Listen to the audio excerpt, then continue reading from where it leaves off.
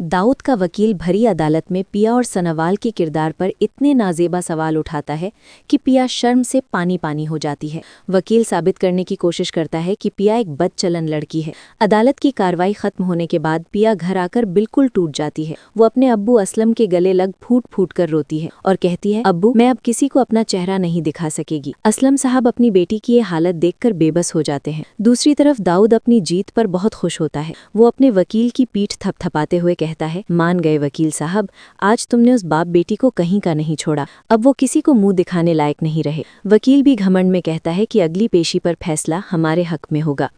सनावाल से पिया का ये दुख देखा नहीं जाता। वो उसी वक्त वजू करता है और जानमाज बिछाकर अपने रब के सामने झुक जाता है।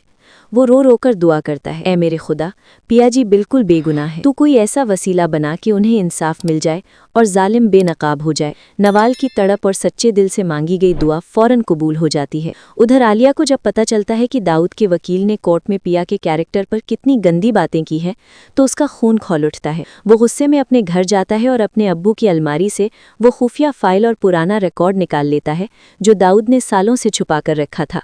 आलिया वो रिकॉर्ड लेकर सीधा पिया के वकील वहीद के पास पहुंचता है और फाइल उसे सौंप देता है। वहीद सबूत देखकर हैरान रह जाता है। आलियार बिना कुछ कहे वहां से चला जाता है। वो तुरंत सनावाल को कॉल करता है और खुशखबरी देता है कि आलियार ने अपने अब्बू के खिलाफ सारे के सबूत दे दिए हैं। सनावाल भागकर पिया के पास जाता है और कहता है, पिया जी अब रोना बंद कीजिए, कल हम ये केस जीत जाएंगे। असलम साहब की आंखों में भी उम्मीद की चमक आ जाती है। अगले दिन फाइनल हियरिंग होती है। दाऊद का वकील बड़े कॉन्फिडेंस के साथ कोर्ट में खड़ा होता है। उसे भरोसा होता है कि अपने पिछले 99 केसों की तरह वो ये केस भी जीत जाएगा। लेकिन तभी वकील वहीद आलियार के दिए गए डॉक्यूमेंट्स जज साहब के सामने पेश कर देता है। जज साहब जब दाऊद का काला चिट्ठा देखते हैं तो उनका गुस्सा 7वें आसमान पर पहुंच जाता है। तमाम सबूतों को देते हुए अदालत दाऊद उर्फ मूसा को 10 साल की सख्त कैदी सजा सुनाती है।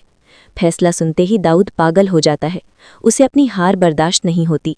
वो अचानक अपनी जेब से एक पिस्तौल निकाल लेता है और पिया को बाल से पकड़कर गन इसकी कनपटी पर रख देता है। कोर्ट में भगदड़ मच जाती है। दाऊद चिल्लाता है, अगर किसी ने मुझे रोकने की कोशिश की तो मैं इसे जान से मार दूंगा। सनावाल पिया को खतरे में देखकर अपनी जान की परवाह नहीं करता। वो चीते की तरह दाऊद पर झपटता है और उसका हाथ पकड़ लेता है। दोनों में छीना झपटी होती है कि तभी अचानक गन चल जाती है। धा की आवाज आती है और सनावाल के सीने से खून का फव्वारा फूट पड़ता है। गोली सीधे सनावाल के सीने में लगती है और वो जमीन पर गिर जाता है। मौका मिलते ही पुलिस दाऊद को दबोच लेती है और उसे हथकड़ी लगा देती है। पिया चीखते हुए सनावाल के पास आती है। सनावाल खून से लथपथ होता है। उसे तुरंत एम्बुलेंस में डालकर अस्पताल ले जाया जाता है। आलियार भी खबर मिलते ही अस्पताल पहुंच जाता है। डॉक्टर सनावाल को आईसीयू में ले जाते हैं और बाहर आकर बताते हैं गोली दिल के बहुत करीब लगी है। पेशेंट की हालत बहुत क्रिटिकल है। कुछ देर बाद सनावाल को थोड़ा होश आता है। वो लड़खड़ाती जुबान में पिया और असलम शाह को पास बुलाता है। वो पिया का हाथ आलियार के हाथ में देने की कोशिश करता है और कहता है, पिया, आलियार एक अच्छा लड़का है, उसे अपनी गलती का पछतावा है। मेरे पास वक्त कम है, तुम आलियार से निकाह कर लो। असलम साहब सनावाल की आखिरी ख्वाहिश मान लेते हैं और रोते हुए फौरन मौलवी साहब को बुलाने का फैसला करते हैं।